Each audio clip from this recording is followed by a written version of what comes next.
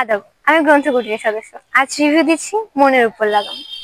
এখন বলতে পারেন একটা বই পড়ে কি মনের উপর লাগাম দেওয়া যায়? সত্যি তো, একটা বই পড়ে কখনো মনের উপর লাগাম দেওয়া যায়?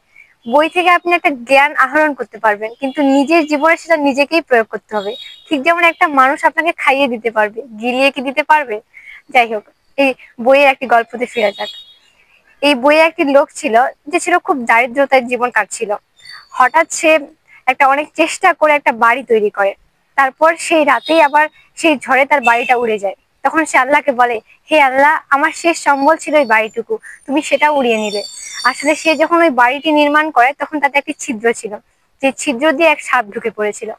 তাই কোনো খারাপ কিছু যদি হয়ে যায় তাহলে হতাশ হয়ে পড়বেন না। একটা কথা আছে না, আমার দ্বারা কিচ্ছু হবে না, এই কথাটাকেই ভুলে যান, যে আমার দ্বারা কিছু হবে না, আমার দ্বারাও হবে, যদি চেষ্টা করেন সবকিছুই সম্ভব। হ্যাঁ, আর বলবো না।